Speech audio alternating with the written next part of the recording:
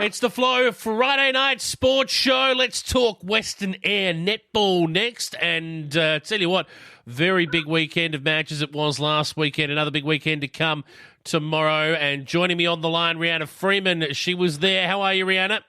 Very well, thank you. How are you? Going well, thank you. Your Hawks girls had a massive win, and we'll get to that. But the other new kids on the block there in Western Eyre netball, Wirrallah, they recorded a big win of their own against the Blues. Let's start there. They certainly did. So the finishing score was 61-38, so a 23-goal win for Wirrallah. They won the first quarter by 2, the second and third quarters by 6, and the last quarter by 9, so they built on that. Blues did have Cassie Grenfell out. She's permanently out, previously a shooter for them, so that's a bit of a loss for Blues. And Polly, who's normally their centre, was away, but they did have Amy Norsworthy played well in their game, and so she was their best. But I think they came up against Wirrallah, who, as we've spoken about every week, are a very well-oiled machine. So I think the guys up in Ceduna Way are sort of finding that out the hard way. They have very strong girls up both ends and a solid centre court. So Wirrallah proving far too strong with 23-goal win. And well done to your West Coast Hawks as well, as the A-grade coach who had a massive win in the end over Kaniba. 101 goals scored in this game, and the Hawks scored 73 of them. Yeah, absolutely. I was doing some stats and looking at goals missed and goals got in, and I think the amount of shots that went up in this game was absolutely ridiculous. But yeah, a 45-goal win to Hawks, so they'll be really happy with that. We are really happy with that.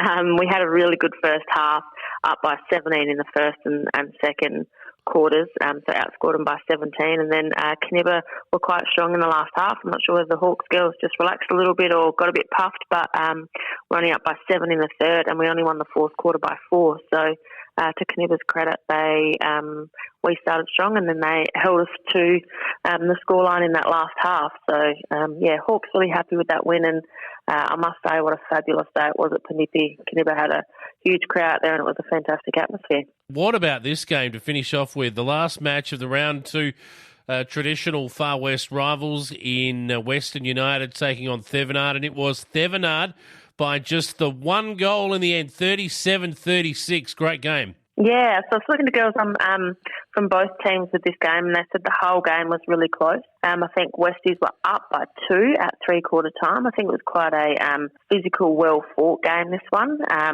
Sevi didn't have Abby Thomas, so that was an out for them.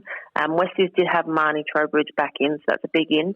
Lindsay didn't play for Westies, so I'm not sure whether she's carrying an injury or what's really happening there, but they had a couple of B-graders play for the Westies, and that was Rhianna and Kerry, and they both played really well. So I did hear this was a cracking game, lots of people there supporting, and I think Sevi will be really happy to get that one goal win. Yes, indeed. Well done to the Thevenard crew.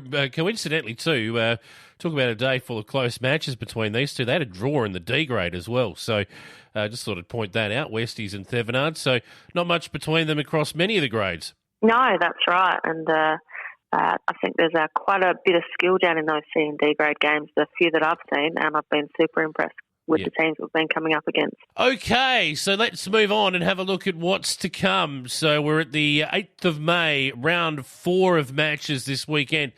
And we might start at Thevenard, actually. The rivals there from Ceduna, the Ceduna Blues, will head to Thevenard. They'll take them on, and it should be an interesting game, that one. Yeah, I agree. I'm not really sure where Sevi are at with their ins and their outs. But I do know, as I spoke, Casey has gone permanently for Blues, but Georgia has been playing defence for Blues and has been playing really good, so I think she'll come up against some good competition.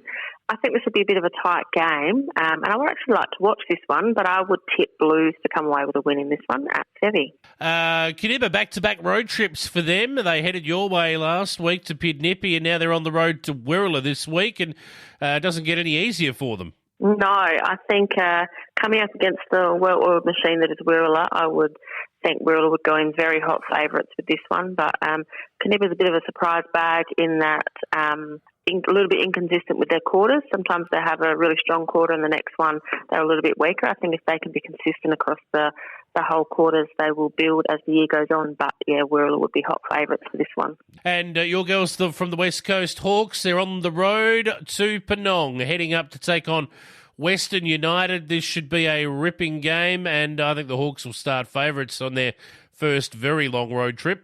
And speaking of the road trip, there's a roadworks between Ceduna and Penong, so we've been told to warn anyone that's coming up to watch or play to allow a lot more time than is needed because I think the road's a bit slow. But yeah, the Hawks are a lot of streaky crew heading all the way up to Penong, so this will be the longest distance that anyone in Western Eyre has to travel. But no one really minds because from what I've heard, the guys up at Penong put on a fantastic day, and as you said, Hawks will be going in favourites. We've actually got 4 out of 8 players out tomorrow away for numerous different reasons, and that's our whole defence end. But what that does do is give a couple of B graders a go up in the A grade, and that's Chloe Evans and Hannah Chanel, both only very young girls playing their first game of A grade. So although Hawks going in favourite, most definitely without outs and the talent that I know Westies have, would not underestimate them, and I'm super keen to see how our young talents perform up in the A grade. Well, good luck. It should be an interesting game, particularly with a few missing. Make sure you head into Schreiby's meat store up there too, by the way. The butcher's top-notch stuff up there. Schreiby will take good care of you. Tell him Jay sent you. Certainly will. And look, I think you guys will get the win, but if you're missing a few, it could be quite a close one, perhaps. Absolutely, and we have a very talented B grade, so the skill we've got up in there, I think they're going to fill those holes really well. So I'm definitely not underestimating Westies, but a little bit biased and obviously hoping to come away with the win. Fair enough too. Anything else before we wrap up? Just want to say on a positive note how fantastic it was at Smoky last Sunday for the day 1 of 2-day trials for association. Massive numbers across the board, extreme talent, and was watching the young 17s come up against the association A-grade side, and gee, I was very impressed not only with the A-grade but with those young 17s girls really taking it to the A-grade. So well done to everyone involved getting that going, and best of luck to those who are trialling again this Sunday. Indeed, the Green Machine going at it. All the very best to everyone playing in Western Eyre netball, yourself included, Rhianna, and we'll catch you next week. No worries. Thank you for having me.